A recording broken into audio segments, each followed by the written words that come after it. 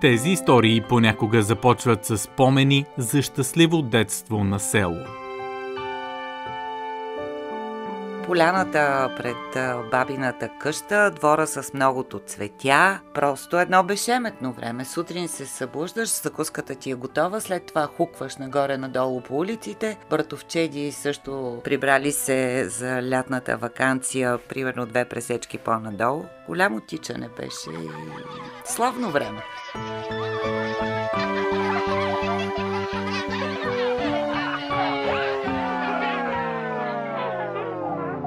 Но понякога в този спомен откриваш и нещо, което те чувърка. Питаш се, какво беше това? Никак не обичам аз по принцип тази тема. Може би е някакъв такъв леко потиснат страх, че може и на мен да ми се случи. Но и Михалич много мисля, че с тази история не се прослави. Даже мисля, че малцина я помним. Приказки за безсънна нощ. Епизод 8. Паника в Михалич.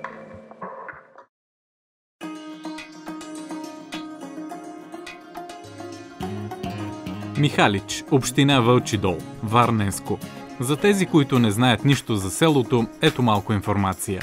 Името му идва от неговия основател, овчарят Михал, който се е заселил тук през 18 век. В наши дни по официални данни в селото живеят около 800 души.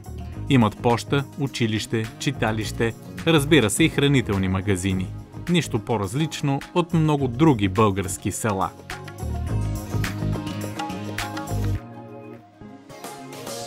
Според преброяването на населението през 2001 година в Михалич жителите са 712. Ние ще се върнем към това време, дори малко преди него. В началото чухте гласа на Веселина Божинова. Нейните баба и дядо по майчина линия са от Михалич.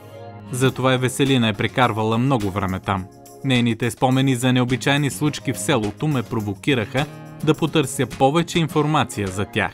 Аз вече бях студентка и при едно такова съботно-неделно ходене при баба и дядо да ги видя, това си беше направо новината в селото. Всичко е започнало в една къща, а после в още 2 почват да се движат някакви предмети. Мисля, че всички се притесняваха, че и от тях може да се появи. Да се появи. Но за какво точно говори Веселина Божинова?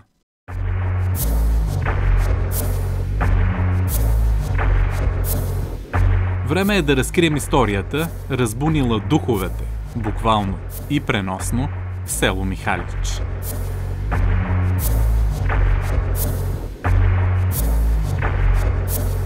В интернет може да откриете случая, описан накратко от Цанко Цанев за вестник 24 часа. Самата история е била любопитна и за други журналисти, но за това малко по-късно. През август 2000-та година баба Стоянка и съседката й Добра се оплакват от странни явления. Баба ми говореше за това как дрехите на баба Добра, прани, непрани, те се разместват, намират се на различни места в стаята, в къщата, в двора включително. Кмет на Михалич по това време е Желес Янчев, вече покойник. Дали бяха измишльотини, не можахме да разберем, е казал той по повод тези странности. Помни, че те са се случили, докато на гости е била Петя, внучката на баба Стоянка. Кметът и секретарката му свидетелстват, че и полицията дошла на оглед. Дори тя обърнала внимание на оплакването, че предмети в къщите на двете стари жени се движат сами.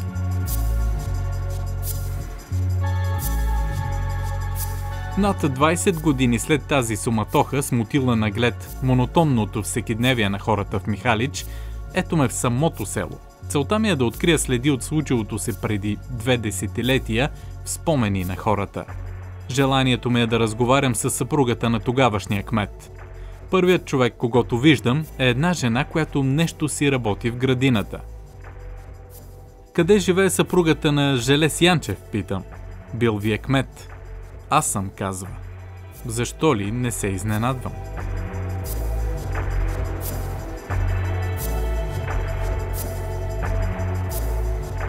Моя съпруг беше 4 мандата кмет. Казала съм на децата, с власт, политика и партии няма да се занимава. Разговаряме през оградата. Към нас се доближава възрастна жена. И двете си спомнят за случая в къщата на баба Стоянка. Но Тодорка Янчева е категорична. Много е тъмна историята. Някакво въображение е всичко. Едно такова видение, което не отговаря на никаква истина. Просто въображение, да ви кажа. Ама нарочно ли са го направили? Нарочно ли са казали? Или? Тя не може да знае. Не знам. Тези хората не са живи. Не са живи. Да, Стоянка и Добра, в чиято къща също е имало необясними събития, вече не са между живите. Но от тук нататък ще се концентрираме върху къщата на баба Стоянка. Разбирам, че там е основното действие в цялата тази история и ви припомням, че странностите са се случвали докато на гости е била внучка й, Петя. Това малкото момичко, ето беше, тя сега е голяма и с детето си живее при тях. Те ще ви дадат най-точна информация. Петя живее с майка си, Златка, във Вълчи дол. Насочвам се натам, но преди това искам да ви разкажа още за странната история в Михалич.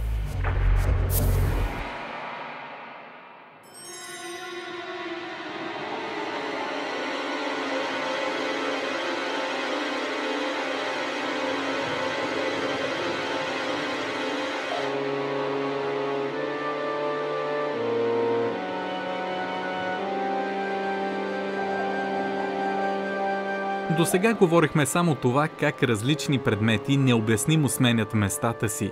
Години след тези събития къщата е продадена на Анка, която прибрала при себе си дъщеря си Надя и зятя Румен. Една зима мъжът вижда нещо през нощта. В тъмното го оприличава на детенце. Както си лежал, то дошло и го побутнало леко. Доди ме събуди, нищо не говори повече, разказвал Румен на съпругата си Надя. В тази малка стая на втория етаж повече не влезли и известно време били натръни. Румен казвал на Надя да не говори много, че да не изплаши гостенчето, но не чували някакъв шум и не са видели повече нищо странно.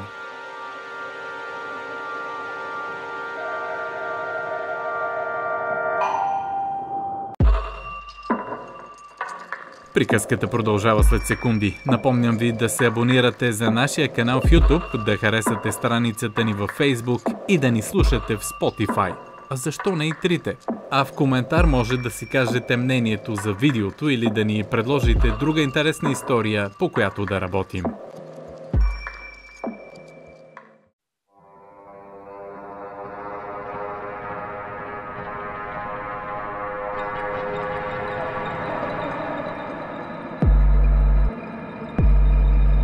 Вече съм във Вълчи дол и се надявам да намеря Златка. Преди години тя е разказала пред вестник 24 часа, че дъщеря и Петя се оплаквала как в къщата стават странни неща, без да вижда никого.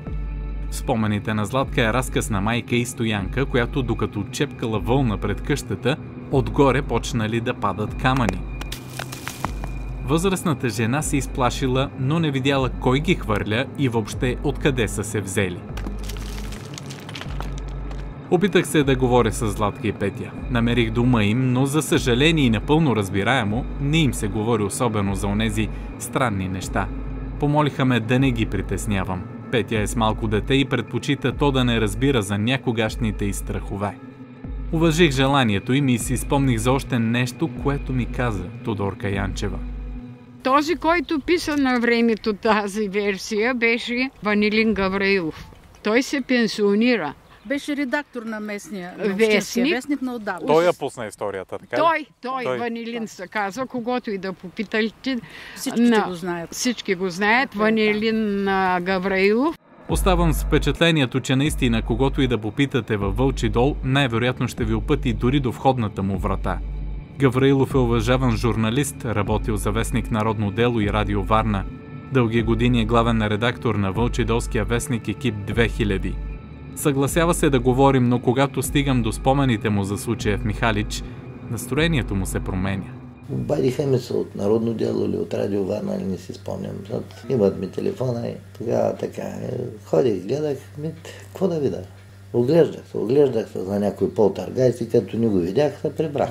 Разговорът ни е в дома на Ванилин Гавраилов. Усещам, че не му се говори по тази тема.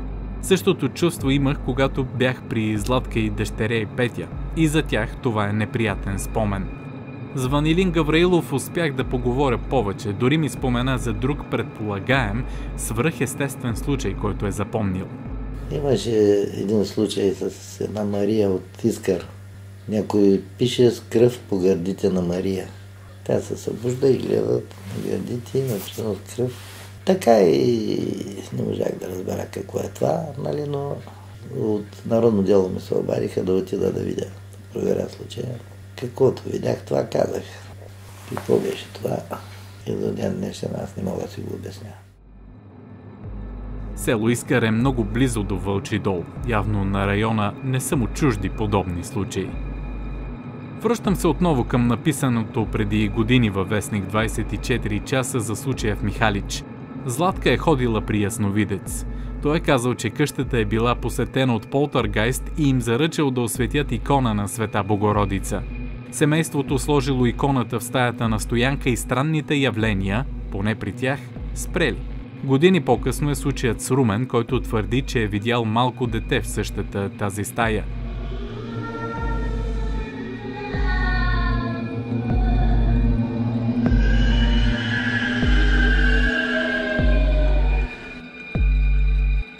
Може би иконата вече не е била там.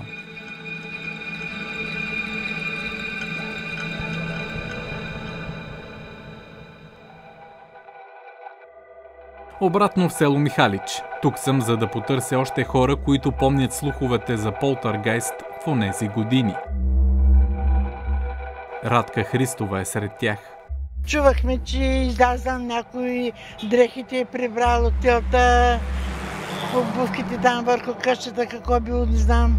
А вярвахте ли им въобще или? Ние не го видяхме, ама чувайме, те и дедата. Да. Какво разправиха друго за него, или? Нищо, казваха, че идвал. Шетал просто на двора. В центъра на Михалич попадам на 3 мъже, седнали пред един от магазините. Питам ги за полтергайста. Те го приеха на шега. Оплаквания от полтергайст в село Михалич вече няма. Къщата в момента е обитавана. Реших да ви разкажа тази история, защото е показателна. По-възрастните хора си я спомнят. Смътно. Не са сигурни кога точно е станала, но се е разпространила бързо и също толкова бързо е отшумяла. Но не са я забравили. Когато бях при Тодорка Янчева, ви споменах, че дойде и друга жена. Не от всичко излиза нещо сега. Понякога хората се въобразяват, сънуват. А дали не е по-лесно да си обясним някои неща с развинтено въображение, както се казва? Дали в Михалич наистина е дошъл полтергайст или случаят има съвсем рационално обяснение? Някой, неизвестно кой и какъв, е влязъл и е разхвърлил при баба Добра и баба Стоянка, за да прикрие следите си? Но няма нищо откраднато или счупено. Отново Веселина Божинова. След някаква вирусна инфекция, така по-сериозна, и вече седмица съм пила антибиотици, не знам си какво. И държа химикал вкъщи и се опитвам да нарисувам кръгче. И изведнъж ръката ми почва да се движи така несвързано. Тогава си помислих, Боже, ами ако някакво такова същество се е вселило в мен. Няма нищо по-естествено от такъв въпрос и боязън. Крехка и податлива на неестественото е човешката душа. Най-често се опитваме да преодолеем страха от неизвестното и необяснимото с насмешка и отрицание. Понякога дори успяваме.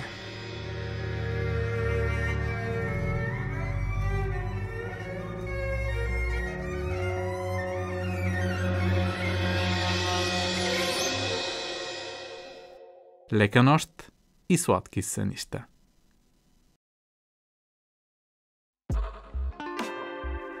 Абонирайте се за канала на Приказки за безсънна нощ в YouTube, слушайте ни в Spotify и харесайте страницата ни във Facebook. Намерете ни и в TikTok. Не забравяйте и да оставите своя коментар за видеото. Обратната връзка е важна за нас.